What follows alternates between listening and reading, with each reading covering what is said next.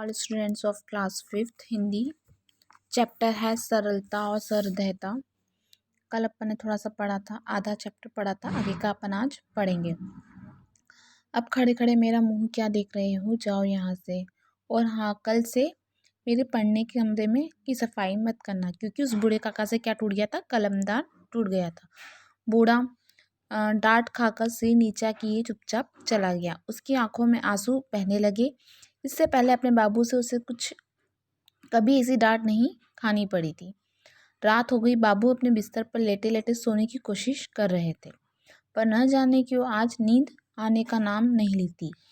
उनका मन क्या था, अशांत था। वे रह रहकर अपने कलमदान बूढ़े काका को और उनके प्रति अपने व्यवहार के बारे में सोच रहे थे। बचपन से ही ये काका हमारे यहाँ काम कर रहे हैं।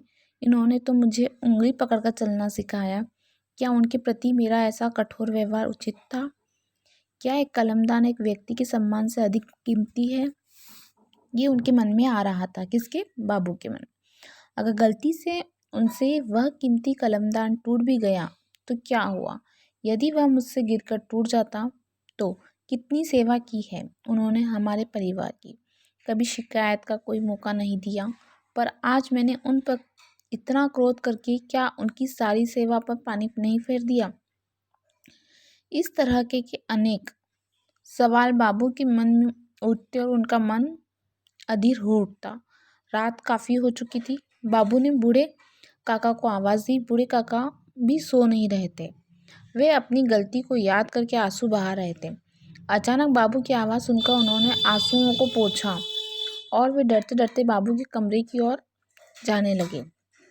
परंतु काका ने देखा बाबू उन्हीं की ओर आ रहे हैं। काका की घबराहट और बढ़ गई। वे सोचने लगे शायद बाबू का गुस्सा अभी ठंडा नहीं हुआ है। काका सिर नीचे करके खड़े हो गए। काका, मुझे माफ़ कर दो, मैं अपने व्यवहार पर शर्मिंदा हूँ। अचानक बाबू के मुंह से निकला।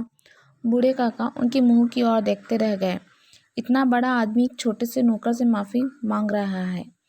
वह बाबू के पैरों पर गिरकर माफ़ी मांगने को झुके थे कि बाबू ने उन्हें बीच में ही रोक दिया। काका, क्या आप मुझे क्षमा नहीं करेंगे?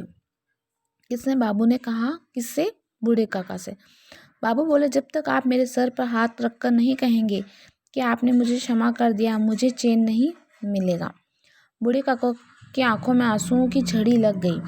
उन्हें बाबू के सिर पर हाथ रखकर कहना पड़ा, अच्छा चलो, मैंने अपने बाबू को क्षमा कर दिया। बच्चों, क्या तुम जानते हो कि ये बाबू कौन थे? ये बाबू थे भारत के प्रथम राष्ट्रपति डॉक्टर राजेंद्र प्रसाद।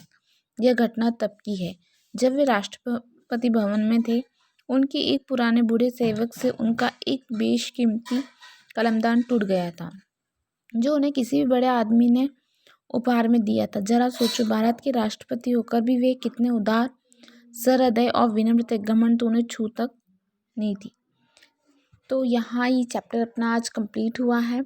कल अपन इसकी एक्सरसाइज करेंगे। Okay, thank you.